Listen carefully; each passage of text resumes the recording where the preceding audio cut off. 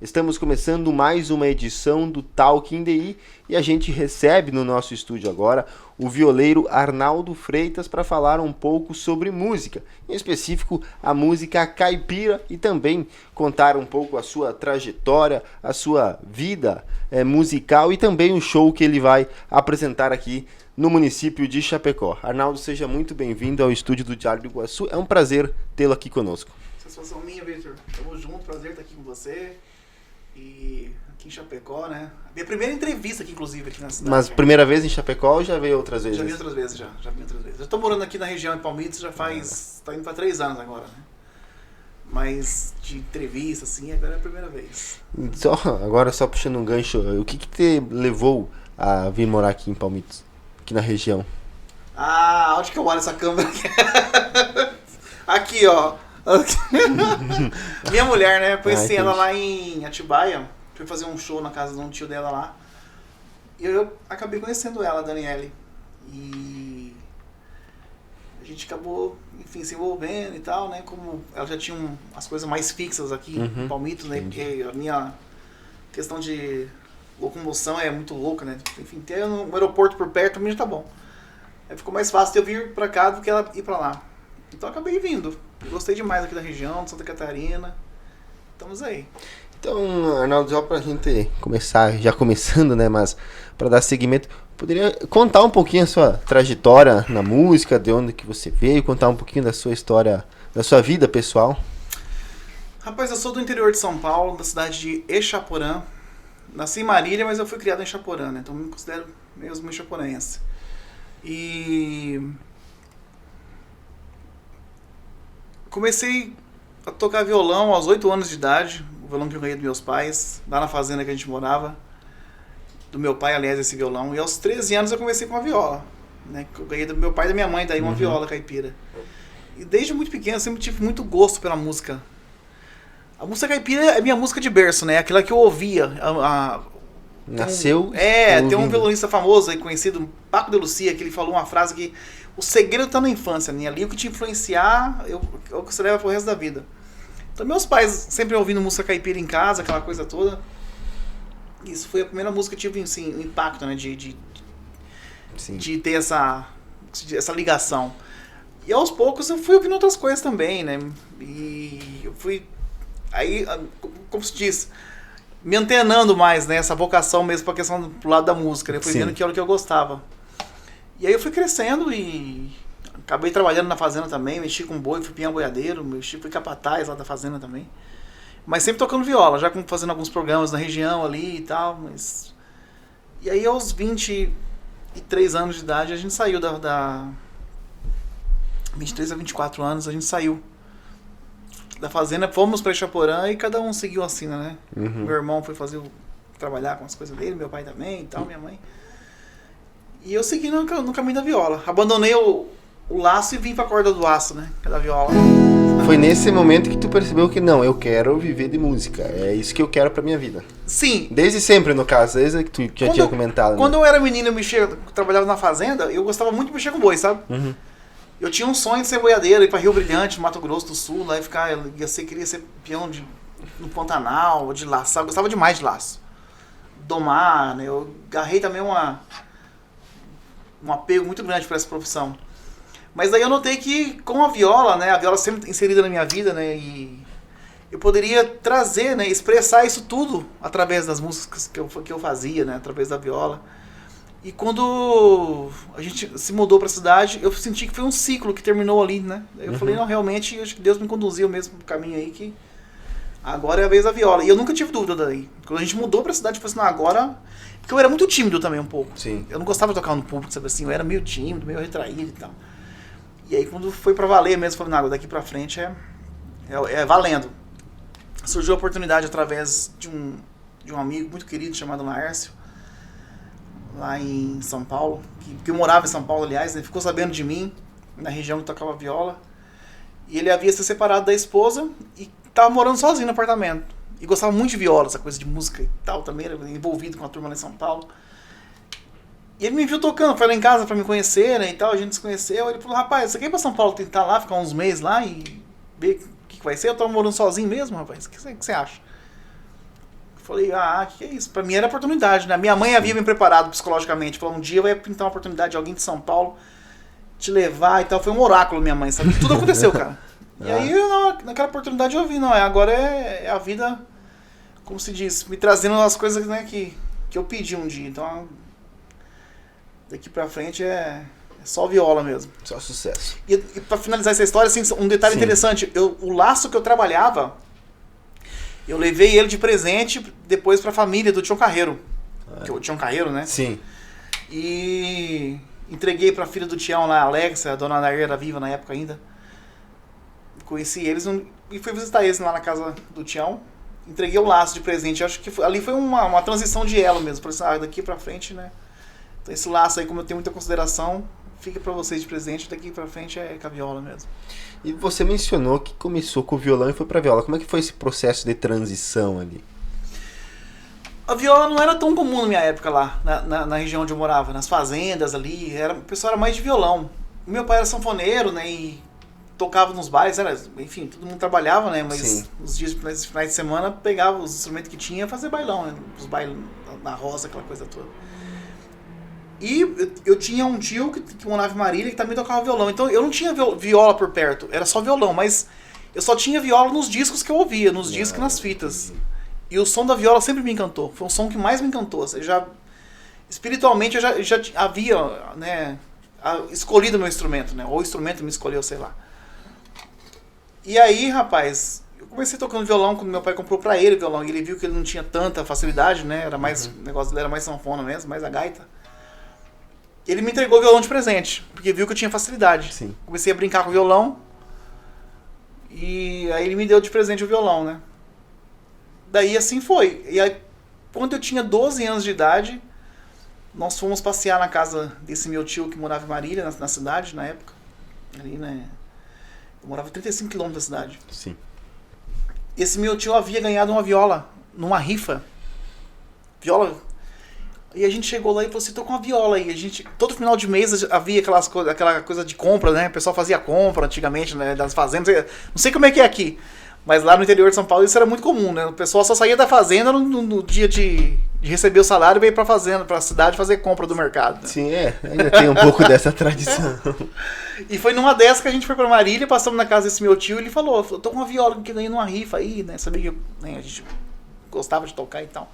Eu já era meio aquele menino que chamava atenção, né? Pro jeito que eu tocava, né? E criança, sim, né? Tocando com 9 anos, daquele jeito e tal. E chamava atenção, mas eu sempre queria ver uma viola pessoalmente, pra saber como é que ia ser. E aí quando ele falou isso, eu já fiquei eufórico, né? Eu falei, nossa, é a viola do Tião Carreiro? Ele falou, é viola mesmo, viola. Assim, das 10 cordas e tal. E aí ele foi pra... Eu falei assim, então, pega lá então, tio, né? Eu lembro que nós estávamos todos sentados na sala, assim, no sofá.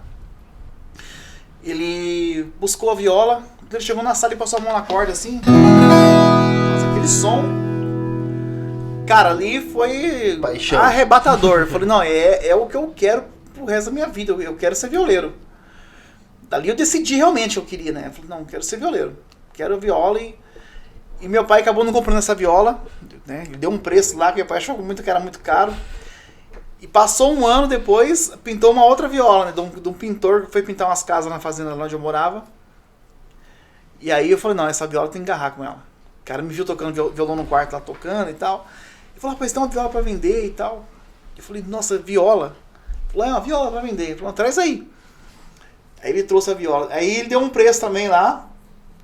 Meu pai também achou um pouco caro. Aí entrou a minha mãe na jogada. Uhum. A minha mãe também trabalhava nas casas, lá na fazenda e tal. Na verdade, meu pai tinha condição, né? Mas você foi muito negociador, né? Tentar e a minha mãe falou assim, não... Baixar um pouco o preço. Eu dou metade e a viola fica com o menino. Aí começou. Aí a viola ficou pra mim, aos 13 anos. E daí pra frente, eu me tranquei no quarto e meu estudo foi só... Não tinha professor, nunca tive professor de viola. Tu não chegou a fazer curso? Nada. Eu fiz em São Paulo depois um curso de harmonia, coisas assim. Estudei um pouco de música, né? No Instituto Tom Jobim de Estudos Musicais de São Paulo, que é a antiga ULM. Mas aí foi sempre tirando as músicas dos discos, das fitas, tirando os arranjos, aquela coisa toda. E E até hoje, assim, é um costume que eu prezo muito isso, sabe? Eu sempre ouço as coisas que me influenciaram desde o início. Então, esses mestres antigos, né, de lá pra cá, até hoje são meus professores pra mim. Mas ali, naquele momento, foi crucial as coisas que eu ouvia e tentar replicar, né, no instrumento. Então, a viola era meu brinquedo. Era o que eu gostava, o que eu amava fazer. Eu ia pro pomar, assim, chupava, comia umas frutas lá. Levava a viola. Moleque de fazenda, chupava umas canas, voltava, tava na nossa viola, pendurava a viola, sentava até abelha, assim. As cordas pareciam um arame, velho, mas eu não largava dela. E aí foi. Sempre, desde criança, apaixonado na viola. E aí, como eu falei, comecei a trabalhar na fazenda, né? Também gostei muito da lida de gado e tal. Né? Mas a viola estava sempre presente. Até no momento que a gente, como eu falei, a gente saiu da fazenda e tal. Mas mesmo morando na fazenda, muita coisa aconteceu. Muita coisa mesmo. Eu cheguei a fazer algumas entrevistas e tal. Mas decidi profissionalmente mesmo quando a gente saiu da fazenda. E você se lembra, assim, qual que foi a primeira música que tu aprendeu a tocar de viola? Rapaz, o menino da porteira, aquela... Você quer dar uma palhinha?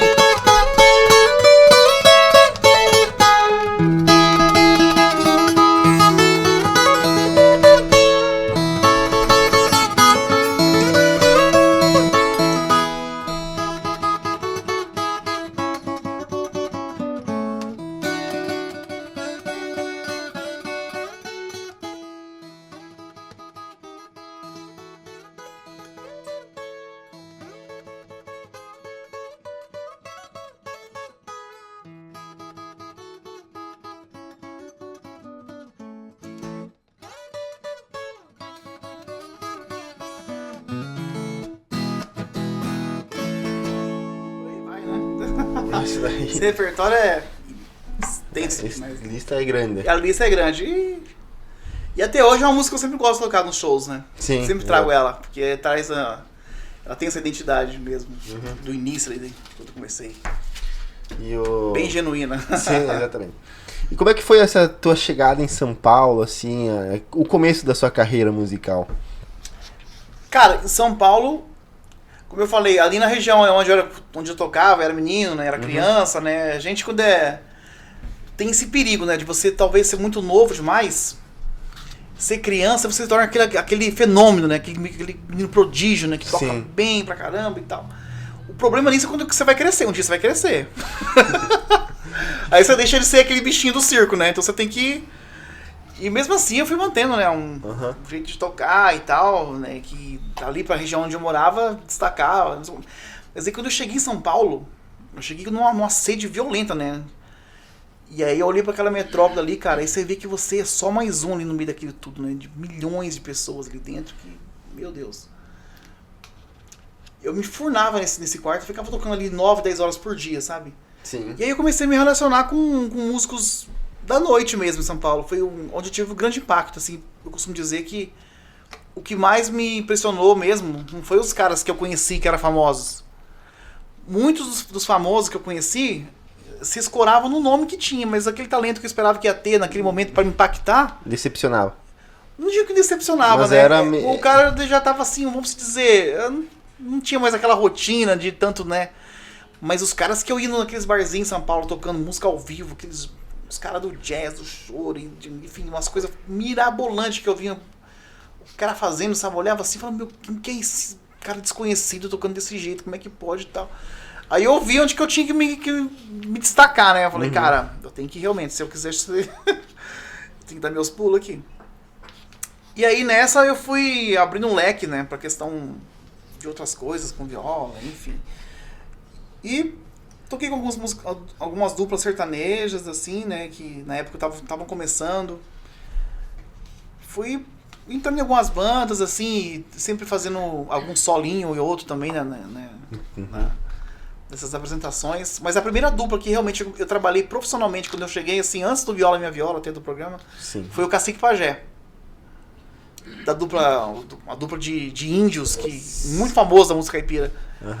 Cacique Pajé, e eu era fanático neles já desde criança lá, ouvia na fazenda. E aí eles me viram tocar através de um amigo, conheci eles. Eles viram que eu conheci o repertório deles demais, né? Um cara novo assim, né? Nova geração, chegando, tocando tudo nosso. Aí vamos viajar com nós aí eu viajei com eles 1 ano. Você largou pra... Larguei. Fui junto. E foi bom demais, né? Então, aí foi só conhecendo. Conheci a Juliana Andrade, com a grande violeira também, baita amiga também, que, enfim, me levou pra tocar junto muitas vezes. E aí, por diante, fui conhecendo outras pessoas também, obviamente, mas aí mostrando o meu trabalho junto, né? Levando junto o que eu era como solista, mas naquela época ainda você tinha que ter o tal do CD, né, cara? Se eu não tivesse isso, sem um disco gravado e tal. Aí eu lembro que eu sentava no quarto, assim, que eu morava no apartamento lá com o Laércio, lá eu ficava gravando umas fitas, assim, sabe? Sim. Pra entregar depois pra turma, sabe? Umas fitas que eu mesmo gravava tocando, assim, pra mostrar quem era eu, né? Então, tipo... Mostrar teu trabalho, né? Aí por aí foi a coisa. E são quantos anos de carreira que o senhor já tem? Uns 21 agora, 21 anos. 21, praticamente mesmo. 21 anos. Mudou muito aí, de lá pra cá? Mudou bastante, né? Bastante coisa. Bastante coisa. É em tudo, né? O cenário da música, né? Desse business aí tá muda muito rapidamente, a gente tá notando aí. Mas uma coisa eu te falo, assim, a viola acompanha junto e... a viola tem um lugar dela de destaque hoje mais ainda do que as pessoas imaginam, assim, sabe? É impressionante como o mercado da viola tá forte. Né? Principalmente ali pra região de São Paulo. Mas enfim, qualquer lugar que você chega com viola, você apresenta um bom trabalho, parece que você fala em viola, fala das nossas raízes, né? Da nossa ancestralidade. A gente tem esse DNA no nosso... Pior que é bem isso mesmo. É uma coisa que, sei lá, é muito verde e amarelo, né? O som desse instrumento.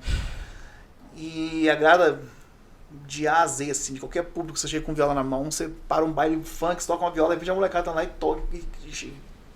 Alguém vai se emocionar se eu com isso, assim. Sempre, né? Eu falo isso porque esse dia eu dei uma palestra numa escola, eu dei uma moçadinha lá, falei, meu Deus, como é que vai ser aqui, cara? Criançada, uma rapaziada, assim, ficou eufórico, assim, sabe, com o som do instrumento, e já me seguiram no Instagram e tal, mas, como você falou, é uma mudança muito rápida, né? Que essa ascensão da internet, a gente não sabe até onde vai, né? Esse negócio, verdade. Né? Eu acho que não tem fim, mas do tempo de quando eu comecei pra cá, né? Com as fitas, né? Nossa, muito mais difícil de gravando com fita. Pra mostrar o trabalho, o som daqueles do disco lá que você ouvia, que você era fã, cara, eu gravo nesse iPhone aqui, eu consigo gravar um disco. Aliás, até gravei um disco do meu celular, né? No período da pandemia. E você vê que a coisa, sabe, é muito rápida, é muito na palma da mão. Então a gente tem que estar antenado, atualizando, porque a coisa não para. E você já gravou quantos discos desde a sua carreira? Nossa, olha, eu gravei... Boa pergunta, acho que uns 6 discos já. Acho que uns 6 discos. Divisa das Águas, Olhos de Maria, Sentado no Terreiro, Lendas... Terra e agora, por último, o Brasil Profundo. Foi um disco que eu fiz pelo meu projeto. Foi 6 mesmo. Ah, legal, bacana. 6 discos. E músicas assim? Aliás, só, né? Eu te falo muito assim, mas é porque eu sou muito seletivo com esse negócio de gravar, sabe? Então eu espero dar um tempo, porque eu acho que disco tem que contar uma história. É, verdade. Né? Eu não tenho essa questão dessa máquina, né, devoradora, desse mercado aí que você tem sair gravando loucamente. Gravar qualquer coisa só pra virar um hit, pra você lembrar 10 segundos e todo mundo ficar rico daqui. Esquece, ninguém, daqui 5 anos ninguém vai lembrar mais do que você fez. Eu sou muito seletivo com essa questão de olhar pra trás, alguém ver meu trabalho e falar, nossa, isso aqui valeu pra alguma coisa, isso aqui realmente é atemporal, eu me preocupo com isso. Então eu sou meio lento pra gravar, assim, sabe? Mas já gravei 6 trabalhos já. E qual que é a sua música preferida, assim, que você mais gosta de tocar? E se quiser também tocar um pouco. Nossa, tem muitas músicas que eu gosto. Por incrível que pareça, a gente, assim, todo mundo que é compositor, no caso, né, fala a mesma frase. Cada música a gente tem um sentimento, parece que é um... Sim. É um filho, né? Mas, na verdade, algumas músicas me caracterizam, né, pela harmonia, pelo jeito que as pessoas se identificam, principalmente a nova geração gosta de tocar, Cada uma delas tem uma história, mas tem, por exemplo, a Manara, uma chamamé que eu gosto muito. que eu fiz em São Paulo. Eu coloquei num disco, dos Olhos de Maria, que foi meu segundo. Eu falo disco ainda, né, mas no CD. E eu coloquei ela lá, mas eu não esperava que ela dar tanta repercussão, né? E hoje em dia é das músicas muito bem tocadas pela nova geração. Quase todo mundo conhece essa música. Quer tocar uma palhinha? Vou tocar uma palhinha dela aqui. Eu gosto muito dela. Que quer dizer, em Tupi-Guarani significa dia de chuva. Legal.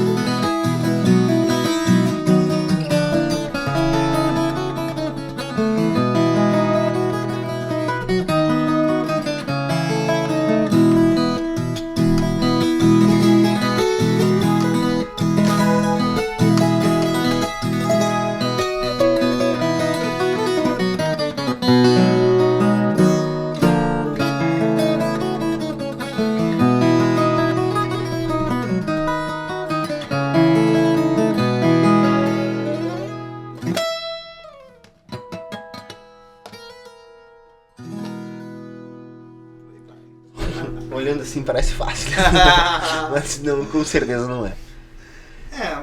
É fácil, né? Sim. Dedicação, assim, né? Cada um acho que tem que descobrir aquilo que nasceu pra fazer, né? Sim, realmente. Tem que ser, como diz um dos filósofos aí contemporâneos aí, da cena, acho que é o Clóvis de Barros que falou isso um dia. Nesse período da pandemia, a gente, eu assisti muito essas coisas, a gente, enfim. Entre elas uma frase que me ficou assim, tem que ser, é a goiabeira dando a goiaba, né? É o limoeiro dando limão, né? Tipo assim, o que você é nessa história? O que você tá aqui? Qual que é a sua jogada? Uhum, é bem isso mesmo. Né? Então, tipo, eu identifiquei que era isso que eu fazia bem, né? Falei, deixa eu ficar nesse mundo aqui. Vou seguir aqui. E agora, com todo esse repertório, todo esse talento também gerou reconhecimento, né? Alguns prêmios. Se recorda assim bem dos prêmios que ganhou? Quais foram? Olha, eu ganhei alguns prêmios, nossa, de muitos festivais que eu participei, tocando, né? Como um violeiro, não de concorrendo assim, mas como se diz, participação mesmo, enfim. Mas de reconhecimento nacional, recentemente eu ganhei um que eu recebi lá na Assembleia Legislativa de São Paulo, que foi o prêmio Inesita Barroso. Uhum. Ganhei também um prêmio nacional de festival, esse foi um concorrendo. O prêmio Voa Viola. E quando eu cheguei em São Paulo, eu falei assim, cara, eu tenho que acontecer nessa cena aí, eu tenho que fazer parte. Eu detesto essa coisa de tocar pra competir, né? Eu não gosto disso. Amigos meus adoram fazer isso e tal, né? Mas não é muito meu espírito. Mas eu falei, cara, eu vou ter que fazer isso qualquer hora. Porque vai chegar um momento eu tenho que me posicionar em algum lugar aí, né? Uhum. Eu falei, não, porque eu ganhei um prêmio em primeiro lugar em algum festival grande aí e tal. Aí eu lembro que eu entrei num Singenta logo quando começou. Eu tava muito novato ainda, cheguei em São Paulo, fiquei entre os 10 lá nessa época. E aí foi um festival ali mais São Paulo ali, né? Do estado. Sim. Aí passou uns 8 anos, teve o Nacional daí. O tal de Voa Viola. Aí eu tava mais preparado, né? Eu tava mais confiante. Mais confiante, aí eu entrei na categoria instrumental, né? Com o meu primeiro disco, inclusive, de Visa das Águas. E aí nesse eu ganhei o primeiro lugar. Legal. Com 400 inscritos que tinha no festival. Bacana. Aí eu parei também. Eu falei, chega de festival. Aí teve um outro, teve 2, né? Teve um no primeiro ano e teve o segundo. Aí eu pensei até em entrar no segundo. Porque tinha várias categorias lá, né? A mais louvável deles lá era a categoria instrumental. E foi um festival ainda que na época foi o Roberto, um dos curadores, Roberto Correia, Paulo Freire, mestres, assim, também amigos também, da viola e tal. E teve uma banca de jurados fortíssima, assim, sabe? A galera que produziu gente aí da torta direita da música da cena nacional, internacional também. Pelão, teve um que tava era até famosíssimo aí, que faleceu um tempo atrás. Enfim. E aí eu eu ganhei. No segundo eu falei, eu pensei comigo assim, falei, cara, eu vou entrar nesse segundo também. Vou no. Aí um dia eu tive com o próprio Roberto Correia, né, que é o meu amigo, assim, a gente conversou, né, lógico que ele, idealizadores, né, mas a parte da bancada dos júris lá, enfim, era outra galera. Ele falou assim, Arnaldo, você quer entrar, cara, muito bom, pro festival vai ser ótimo, cara, mas olha, eu também já participei de festivais, eu no seu lugar ficaria com esse mérito do primeiro aí. Você pode, com certeza, tentou tal possibilidade também, mas, cara, as coisas... Porque quando eu ganhei esse festival, as coisas começaram a acontecer do jeito que eu queria, né? Uhum. Começaram a aparecer os shows, começaram a aparecer os circuitos, né? De muita coisa e tal. E aí começou a surgir, vinha a grana também, né? Eu falei, cara, então por que eu vou querer esse segundo? Pra uma vaidade, né? Vamos dizer, eu também, como eu já não tinha, como eu falei, assim, eu não tenho tanto essa espiritualidade, concorrência, com essa coisa toda e tal. Falei, aí eu deixei quieto esse segundo. Falei, verdade mesmo. E aí quem ganhou o segundo foi um amigo meu de Campo Grande, Marcelo Loureiro. Legal. Um violonista, que daí adaptou pra viola, um jeito de tocar diferente, assim, toca muito também. E aí esse segundo ele ganhou. Até encontrei com ele um tempo atrás, lá em Amambaí, em Mato Grosso do Sul, Amambaí, né? Amambaí. A gente tocou junto lá e tal. Aí de lá pra cá, outros prêmios que eu ganhei também como participação. Bacana, bem legal. Enfim. No exterior. Prêmios internacionais. Então, internacionais também eu viajei pra Alemanha, Holanda, Portugal, fiz algumas turnês por lá. E aqui na região também, eu falei Argentina pra cá, não chega a ser Uruguai, né? Mas é pertinho. E tem rolado outras coisas aí pra acontecer também pela Europa. Tem outra... Alguns circuitos que eu fiz pela Latam. Legal. Bacana. Tem outro ponto marcante na tua carreira que é o programa Viola Minha Viola, né? Pois é. Gostaria de contar um pouco como é que foi, como é que marcou isso também na tua vida. Contar um pouquinho essa história. O Viola Minha Viola é um programa, até hoje ele passa, ele é reprisado, né? Mas na época era um programa que todo mundo gostaria de fazer, assim, todo mundo mesmo, de A a Z, assim, sabe? Eu lembro que muitas vezes chegavam lá empresários, assim, de grandes artistas mesmo, de renome mesmo, né? Super evidência ali na época da música sertaneja. E às vezes não entrava lá. Mas pra violeiro, tá? Viola Minha Viola é o máximo, né? Que você chegava. E eu assistia esse programa desde criança, rapaz. Era o sonho. Era meu sonho da vida, era participar do Viola Minha Viola. Quando eu cheguei em São Paulo, foi a primeira coisa que eu quis fazer, era entrar no Viola Minha Viola, né? Pra tentar entrar nesse programa aí. Bonitinho, gravar, aquela coisa toda. E...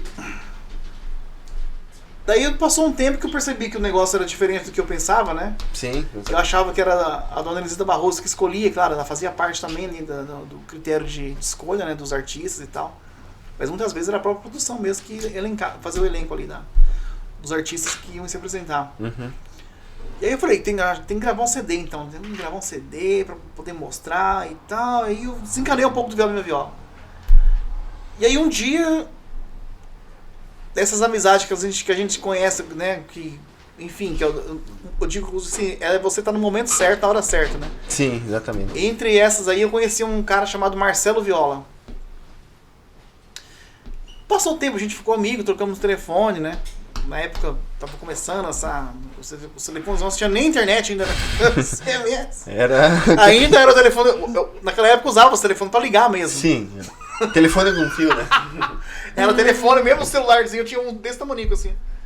Era, né, os telefones eram usados pra você discar e ligar mesmo, a ligação. Que hoje em dia, né, só WhatsApp e Instagram. Aí, é verdade. Então eu tava lá um dia ensaiando, tocando pra finalizar meu álbum Divisa das Águas. Me liga o Joãozinho do Viola Minha Viola, que era do Regional. Ah, legal. Ali do quarteto regional. O programa tinha um quarteto ali no regional que sempre acompanhava os músicos que iam lá e tal. Os músicos da casa lá. Aí ele me falou que era o João, eu falei, pá, não acreditei de início. Joãozinho, sério mesmo? Ele falou, cara. Quem me passou seu telefone foi o Marcelo Viola. Depois de 3 anos que estava em São Paulo. Eu chamei ele pra vir aqui, pra fazer uma gravação, um violonista não pôde vir, e ele pediu pra que chamasse você. E aí, rapaz, ele me deu uma indicação sua. Como é que você tá agora? Eu falei, puxa vida. Eu falei, tô prontíssimo, né? Só você falar onde que é aí que eu tô chegando. Ele falou, aqui no metrô Tiradentes, aqui e tal. Foi dando umas dicas, né? Eu já tava chegando lá, vestindo a bota já. Peguei a viola e fui. E foi assim que eu comecei no Viola Minha Viola. Na verdade, o Marcelo Viola era pra ter entrado no meu lugar. Ah, entendeu? Entendi. É ele que era pra ter sido o violeiro. Mas, cara, eu tenho uma gratidão eterna por ele. Que ele não pôde ir também, ele trabalha muito em estúdio, ele grava com todo mundo, grava com o Leonardo, com o Leandro, aliás, com o César de Camargo, e ele tava gravando com muita gente, com o Daniel, com uma porrada de gente.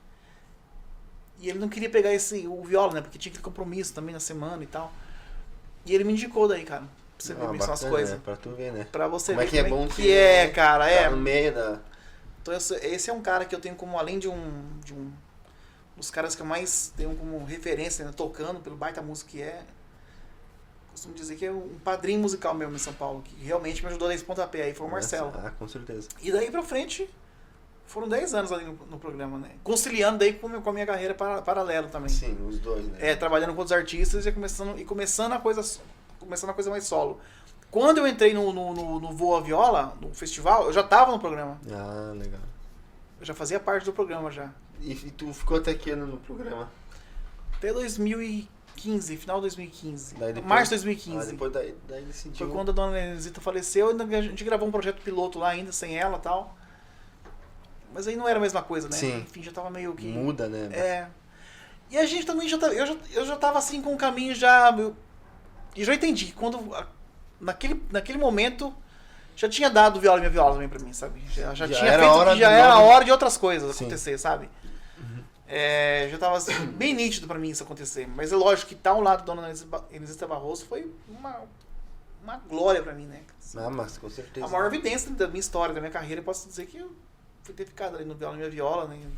A vitrine, pra mim, além de ter sido a referência do programa na viola, a oportunidade de trabalhar 10 anos fixo dentro de uma televisão, né? Dentro de uma TV, você vê como é que as coisas acontecem. Sim, né? Imagina. Bem diferente.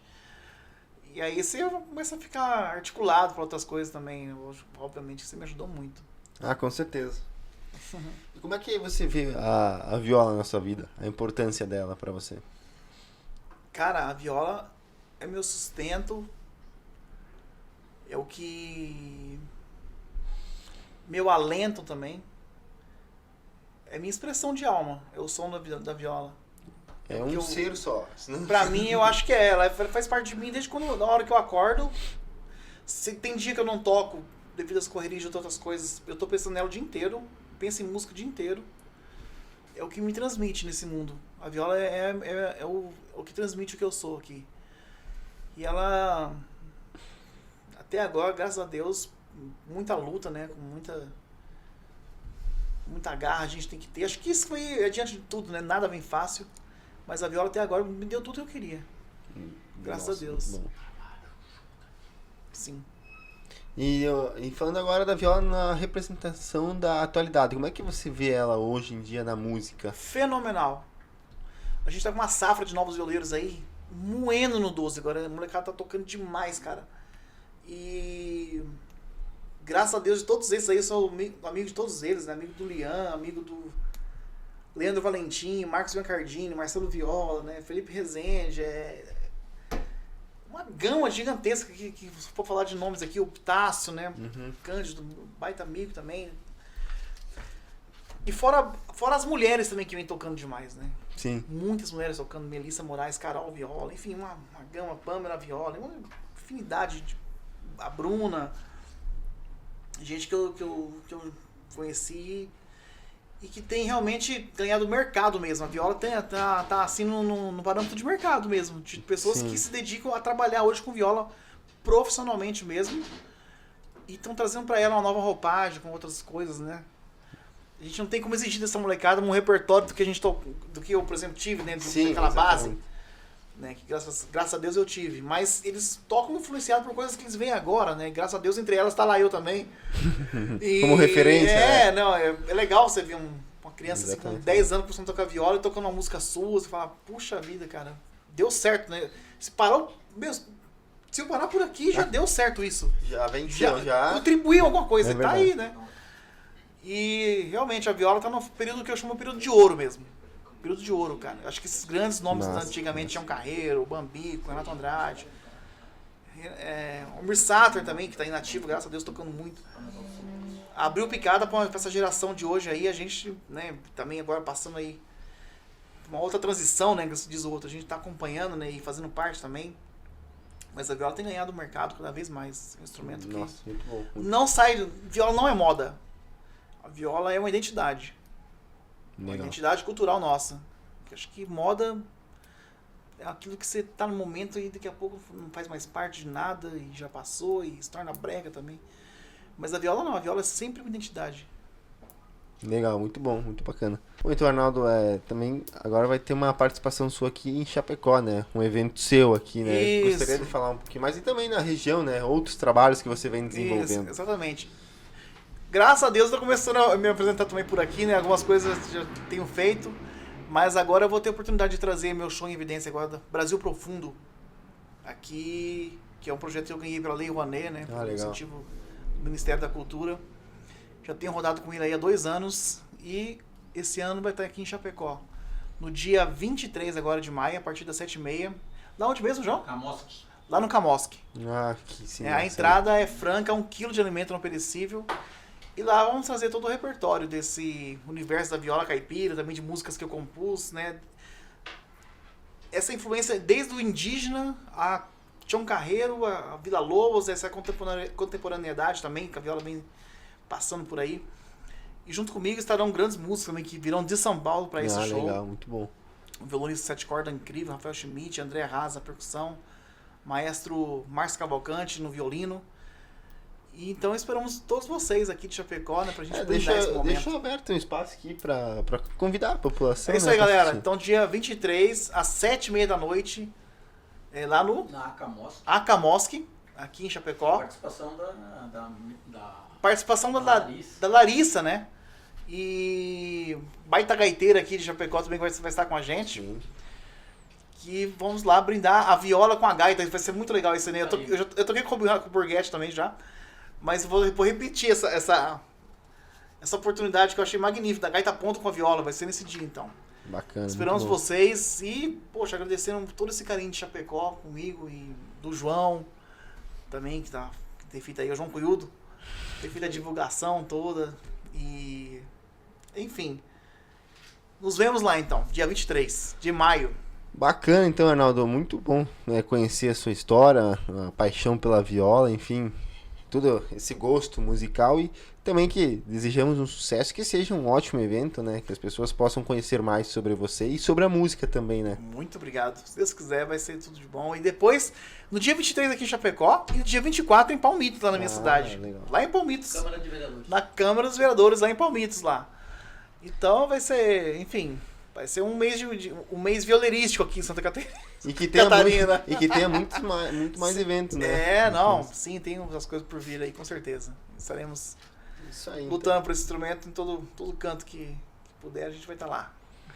Perfeito, então, Arnaldo. A gente vai encerrando a entrevista por aqui, mas a gente deixa o espaço aberto para quando precisar novamente e uma outra oportunidade para a gente ter outro bater-papo. Sim, gostei demais, muito obrigado, Vitor. E Vamos falando, com certeza estaremos juntos mais outras vezes aí, né? Convidar todo mundo de Chapecó, então. Galera, vai lá. É nóis. Este foi o músico Arnaldo Freitas falando um pouco sobre a sua trajetória profissional, a sua vida pessoal, a paixão dele pela música caipira, pela viola, entre outros assuntos que vocês acompanharam aqui. O Arnaldo também vai fazer uma apresentação aqui no dia 23 de maio e todos estão convidados para prestigiar esse evento que vai acontecer na sede da Acamosc. Para você ficar bem informado, acesse as nossas redes sociais e um forte abraço.